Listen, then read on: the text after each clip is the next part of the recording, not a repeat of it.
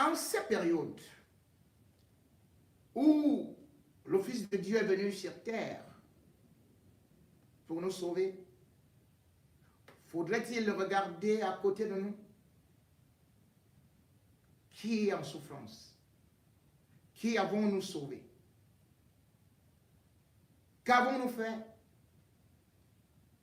Avons-nous fait ou ne serait-ce qu'un don alors que le Fils de Dieu est né pour venir faire don de sa vie?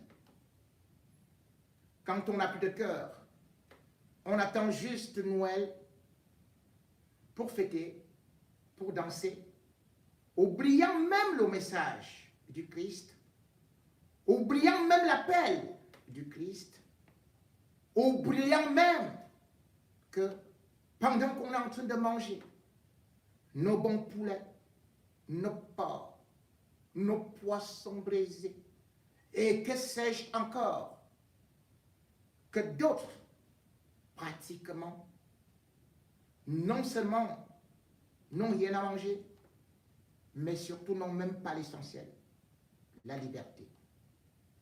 Être en prison ne veut pas dire forcément être un assassin, être un criminel, être un voleur. Beaucoup se sont retrouvés dans la prison par erreur. Beaucoup se retrouvent là parce que juste un puissant a voulu les y jeter. Et quand ils y vont, eh bien, on les oublie. Ils sont des parias de la société. Et quand ils ressortent, ils ne peuvent regagner que les gants des microbes.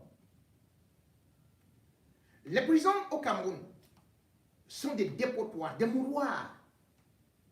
J'en sais quelque chose. Mais est-ce que, au moins pendant les fêtes de Noël, si vous aviez un des vôtres en prison, au moment des fêtes de fin d'année, avez-vous songé à lui? Que non, c'est difficile. Parce qu'on dit, il aura cherché. Et pourtant, 80% de la population carcérale au Cameroun, ce sont les présumés innocents. Parce qu'ils n'ont même pas été jugés, n'ont même pas été condamnés. Et même s'ils sont condamnés, n'ont-ils pas la possibilité de bénéficier d'un peu d'humanité, d'un peu de notre pitié, d'un peu de notre compassion? Eh bien, c'est pour cela que une grande action a été menée. Une action mise en lumière par une femme de lumière, par une femme qui brille, par une femme qui a une beauté d'ange, qui a un cœur d'ange, qui d'ailleurs ne chante que des louanges, des cantiques aujourd'hui. Elle a illuminé la musique camerounaise depuis des décennies et elle continue, bien sûr, à illuminer les grands palais, des grands concerts. Mais elle est descendue dans la boue le 27 décembre 2022 pour aller à la prison de Nobel à Douala. Cette femme, c'est Grace Deka. Grace Deka, en blanc, au milieu des prisonnières, cherchant à la toucher. Quelle communion, quelle fusion, puis une belle inspiration. Avec ses chants, ces mélodies, où on ressent la présence du Saint-Esprit. Et on a vu ces femmes vibrer, disant qu'il fallait que le Seigneur change leur vie, leur situation. Un moment important, qui malheureusement est passé dans l'anonymat. Parce que elle, Grâce des Cas, en prison, on aurait souhaité la voir tout simplement au palais d'Etoudi. On aurait tout simplement voulu la voir en train de manger du caviar, avec des grands, avec du champagne. Mais cet élan de solidarité est un appel de pied et surtout, c'est un moment de pèlerinage important dans cet endroit infecté où les gens n'ont rien à manger. Grâce des Cas avec le prêtre Joss Simon ont dû aller apporter quelques petits dons à ces prisonniers. Et puis, cerise sur le gâteau, elle a payé la caution pour 4 prisonniers. Oui, la caution pour 4 prisonniers. Parce que vous ne savez pas que parfois, on peut même finir de purger sa peine. Et on reste en prison. Parce qu'on n'a pas payé sa caution. Vous oubliez peut-être que dans ces milieux-là, en plein Noël, on n'a rien à manger. Parce que le riz cuisiné par des prisonniers eux-mêmes, c'est parfois un petit gobelet. Et on n'a même pas où se coucher. On n'a jamais vu des spectacles là-bas. On reste tout simplement pour voir des bagarres.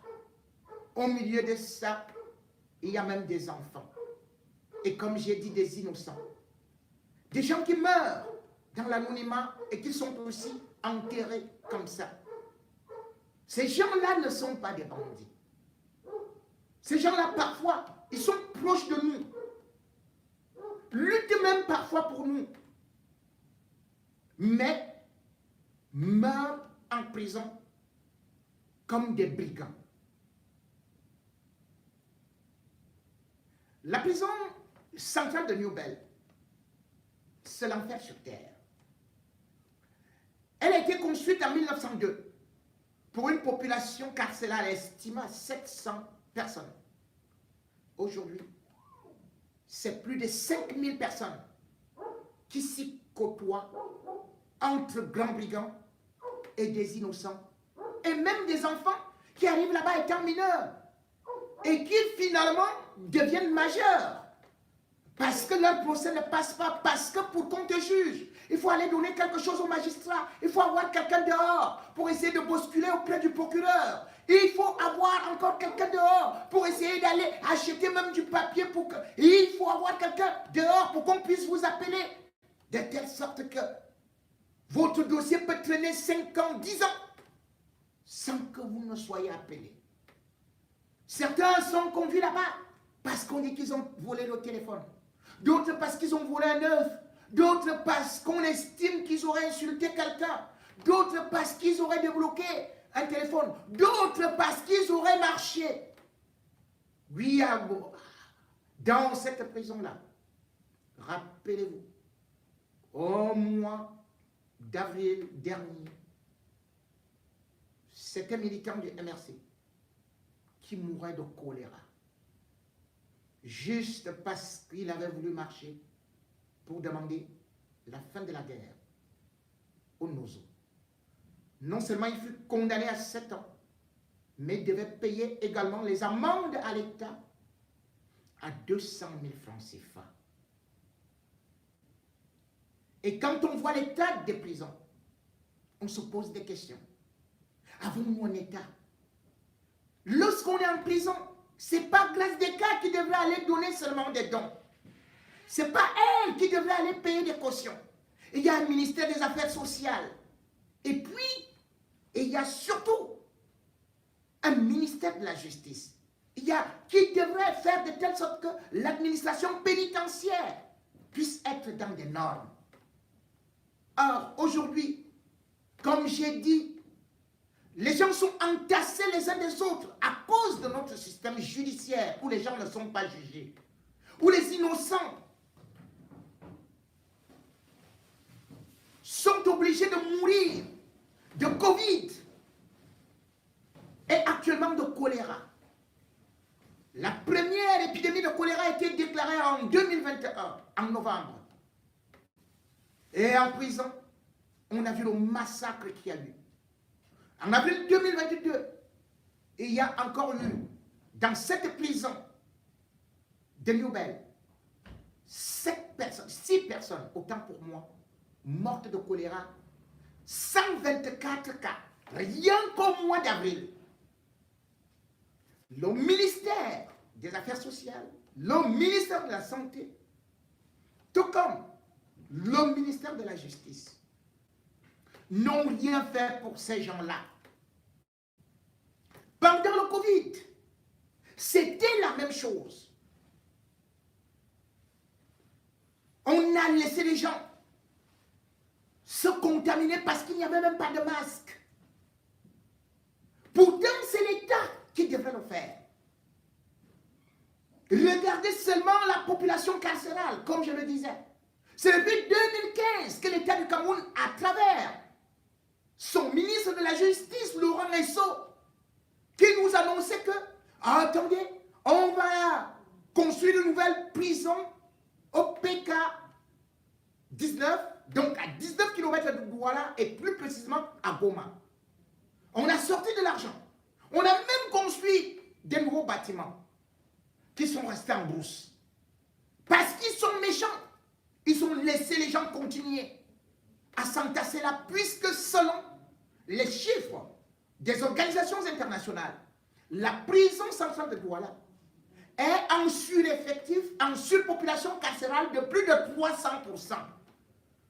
Lorsqu'on essaie de regarder les normes données par le ministre de la Justice lui-même, qui est passé devant les députés à l'Assemblée, il dit que la population carcérale, oui, il y a un manque de personnel qui est estimé à 2700 et le dernier concours dans l'administration pénitentiaire a été fait, bien sûr, en 2017. En ce temps, on préfère recruter les militaires, la police, on préfère recruter à l'ENA et on laisse que les gens meurent en prison. Des innocents. Comment pouvait-on, oh là là, comment pouvait-on imaginer un tel fonctionnement de nos prisons lorsque vous voyez déjà un ministre qui lui-même refuse d'appliquer certaines peines telles que les corvées.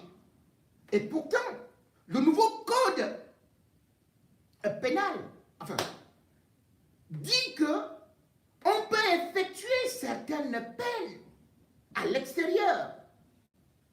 Et ça, c'est depuis 2016. Mais pourquoi ils refusent d'appliquer cela? Non. Parce qu'ils sont méchants.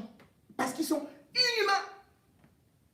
Et c'est ainsi que, en juin 2019, Jean de Dieu Momo est venu devant les députés dire que, attendez, il y aura un projet de loi que nous allons déposer devant vous dans les mois, dans les semaines qui viennent et qui vont justement traiter de cette affaire-là. Jean de Dieu Momo, après avoir promis cela, en 2022, poste plutôt ces vidéos où il se trouve chez des Coréens avec un gros ventre, où il dit, oui, je vis très très bien. Lui, ministre délégué de la justice qui avait pris des engagements pour le désengorgement des prisons, lui, il dit qu'il vit dans les palais, que lui, il est bien, là où il est là. Il s'en fout de son travail. Il boit sa part de champagne. Et il fume le cigare.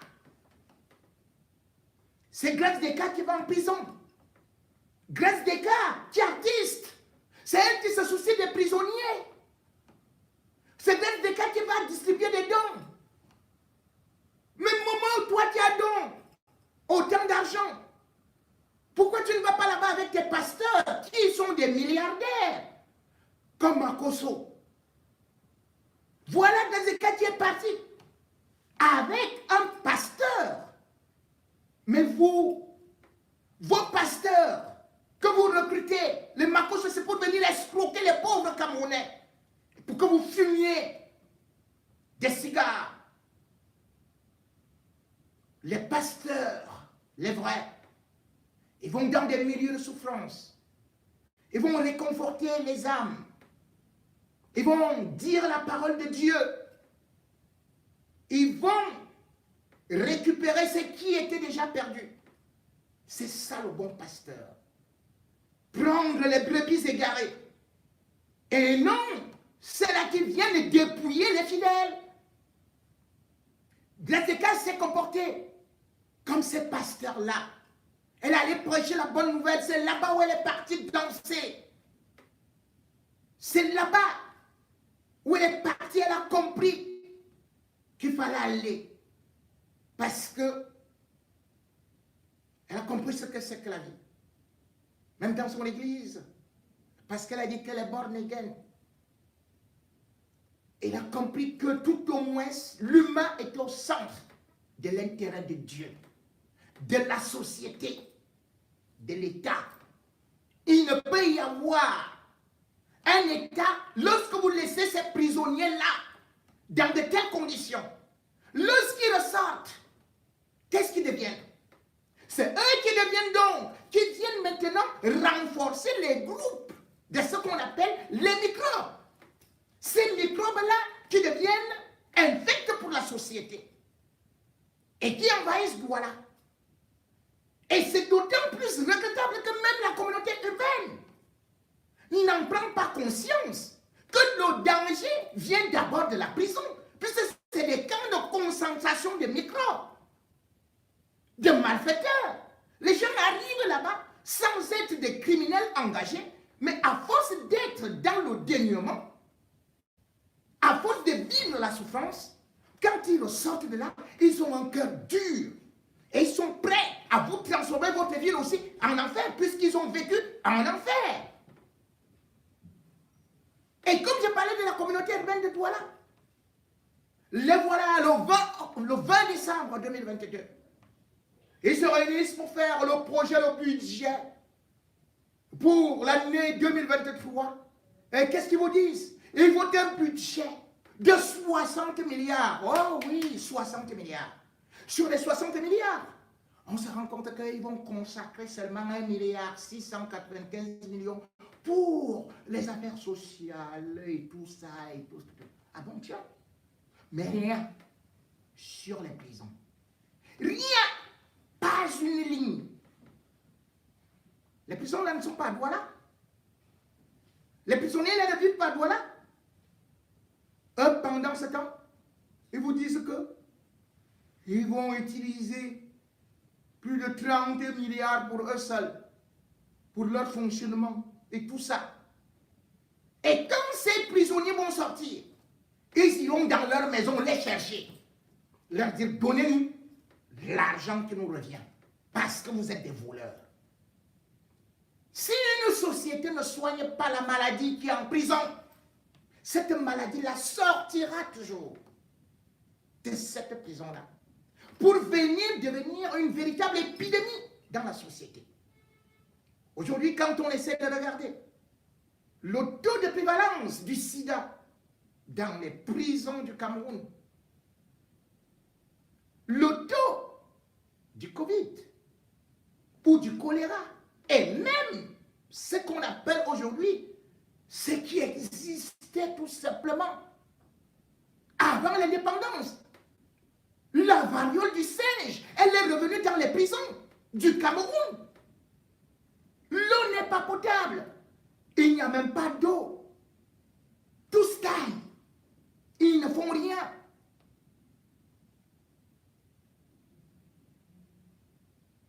Le voyage de Grâce des Cas, dans cet endroit-là, devrait interpeller chacun d'entre nous. Grâce des Cas, c'est cet artiste-là que tout le monde avait connu depuis 1989. Parce qu'elle disait déjà ça. Un peu d'amour. Elle avait commencé par chanter l'amour. Et d'ailleurs, jusqu'en 2011, vous connaissez encore ces titres à succès. C'était toujours autour de l'amour. Et puis elle avait fait un break pour revenir en 2014 Et justement, pas par hasard, mais au mois de décembre, c'était le 5 décembre 2014, lorsqu'elle avait commis un opus de 13 titres, où il y avait des cantiques, des louanges à Dieu. Les journalistes étaient là. Mais beaucoup ne comprenaient pas son message. Et même, le titre de son album, Mouna, où elle avait expliqué que c'est Mouna qui s'écrit avec M-O-U-N-A, qui veut dire le fardeau. Les prisonniers sont nos fardeaux. Mais avant d'être nos fardeaux, ils sont les fardeaux de l'État. C'est l'État qui doit les porter. C'est l'État qui doit les réhabiliter. C'est l'État qui doit procéder à leur réinsertion sociale.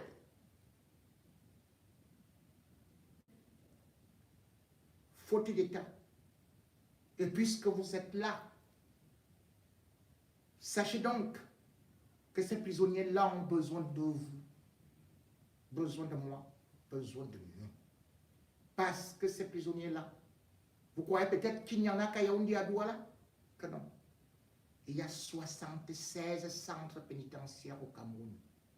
Et officiellement, depuis au moins 10 ans, on nous dit qu'ils sont 30 000 Camerounais en prison pour 4 351 gardes prisonniers. C'est-à-dire, le Cameroun n'est même pas à côté de la norme, puisque la norme internationale demande un gardien de prison pour 3 prisonniers. Or, nous, les gardiens de prison, eux-mêmes sont des prisonniers. Ils n'ont rien à manger. Leurs salaires sont plus petits. Et puis, ils courent tous les risques entre poissons et autres insécurité. Eux-mêmes sont en danger. Si on veut moderniser, humaniser une société, il faut commencer à aller travailler dans des prisons. C'est là-bas où la ministre des Affaires sociales doit aller et non se contenter du champagne dans des grands milieux huppés. C'est là-bas que Momo doit aller fumer. Là, il va voir le vrai chambre qu'il y a là-bas. Et puis, il comprendra que son ventre là peut mourir. 250 prisonniers, voulais-je dire. Pour grâce des cas, comme elle avait dit, appelez-moi princesse. Oui, vous êtes une princesse parce que les vraies princesses vont à côté de leur peuple. Les vraies princesses vont donner à leur peuple. Les vraies princesses sont celles qui assistent leur peuple. Les vraies princesses sont celles-là qui chantent, non seulement pour le peuple, mais aussi les louanges de Dieu. Les fausses princesses sont celles-là qui ont des grosses perruques pour se vanter dans des palais. Les fausses princesses sont celles-là qui mettent des habits rouges pour aller à New York. Les fausses princesses sont celles-là qui volent dans les caisses de l'État. Les fausses princesses sont celles-là qui rigolent. Les fausses princesses sont celles-là qui se baladent avec des vieillards coulants. Les fausses princesses sont celles-là qui abandonnent leurs enfants, leurs propres enfants, pour se balader à travers le monde entier. Les fausses princesses sont celles-là qui veulent uniquement rester au pouvoir, au trône, là où ça brille, parce qu'elles-mêmes elles oublient qu'elles étaient dans la boue, dans le marécage de Mbombi, oh que dis-je, de Mbogada, ou encore des sauces. Ça, c'est des fausses princesses, parce qu'elles sont arrivées là par effraction. Quant à Grâce des cas, elle est issue d'une famille pieuse, chrétienne, et bien évidemment avec en poche au moins un DEA. Ce n'est pas n'importe qui arrive là. Beauté physique, beauté de cœur, beauté angélique. Applaudissons pour grâce de cœur.